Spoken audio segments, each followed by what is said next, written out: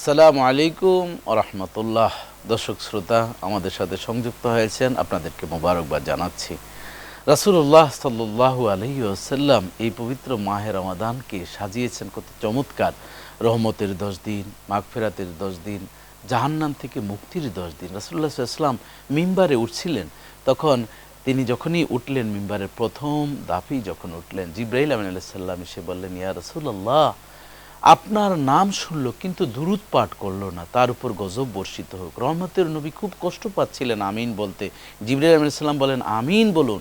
রাসূল সাল্লাল্লাহু আলাইহি আমিন বলছেন। দ্বিতীয় ধাপে যখন উঠলেন, তখন বলেন, পিতা মাতাকে পেল, তাদের খেদমত করতে পারলো না, তাদের উপর গজব বর্ষিত হোক। রহমতের নবীকে আমিন বলতে বলেন, আল্লাহ রাসূল আমিন বললেন। এরপর যখন সর্বশেষ স্তরে উঠলেন, রাসূল সাল্লাম তখন বলছিলেন যে পবিত্র মাহে রমাদান যে পেল, সে গুনামাপ করাতে পারলো না। এত সুন্দর নাজ নেয়ামতের রমাদান, সেই গুনামাপ করতে পারল, তার উপরেও গজব বর্ষিত হোক।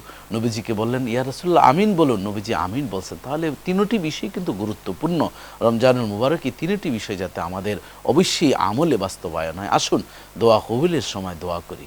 আল্লাহুম্মা আমিন, আল্লাহুম্মা আমিন, আল্লাহুম্মা সাল্লি ওয়া সাল্লিম ওয়া বারিক আলাইহি। রব্বাল আলামিন, তোমার শাহী দরবারে অনাথের মতন হাত তুললাম। জীবন বড় বহু গুনাহ করেছি, নফসের উপর জুলুম করেছি। আল্লাহ, কবে আমাদের ডাক চলে আসে জানি না। কেউ আগে রওয়ানা তো কেউ পাশে রওয়ানা, কেউ আগে বা কেউ পরে। বাবার আগে ছেলে অনেক মৃত্যুবরণ করে আমরা দেখেছি। আল্লাহ, বয়স থাকে না মৃত্যুর মাবুদ গো। মৃত্যুকে সামনে নিয়ে হাত তুলেছি, জানি না জীবনের হয়তো শেষ মুনাজাত হতে পারে, জীবনের শেষ সিয়াম সাধনা হতে পারে, জীবনের শেষ রমাদানুল মুবারক হতে পারে।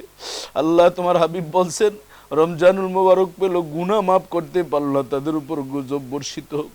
আল্লাহ, আমাদেরকে সেই গজব দিও না। আল্লাহ, তুমি আমাদেরকে ক্ষমা করে দিও। রব্বানা গফিরলি ওয়া লিওয়ালিদাইয়া ওয়া লিল মুমিনিনা ইয়াওমা ইয়াকুমুল হিসাব। রব্বানা আলামিন, তুমি আমাদের মা আব্বাকে ক্ষমা করে দিও, আমাদের ভাই বেরাদর মুমিন মুমিনা যারা আছে ক্ষমা করে দিও, যারা জীবিত আছেন আমাদের আওলাদ সয় আল্লাহ প্রত্যেককে তুমি মাফ করে দিও, প্রত্যেককে নেক আমল বেশি বেশি করার তৌফিক দিও। আল্লাহ, এই ছোট্ট বাংলাদেশ, হক্কানি আউলিয়া কেরামের অশ্রু ভেজা এই জমিনের উপর ইসলামকে সহি শুদ্ধভাবে পালন করার তৌফিক দিও। যতদিন বাঁচি তোমার গোলামি করার তৌফিক দিও, আর তোমার জিকির আজকার ইবাদতগুলো যথাযথ করার তৌফিক দিও। আর যখন মরে যাব, আমাদের ইমানের সাথে মরণ দিও, জবানে জারি করে দিও, লা ইলাহা ইল্লাল্লাহু মুহাম্মাদুর রাসূলুল্লাহ সাল্লাল্লাহু আলাইহি ওয়াসাল্লাম।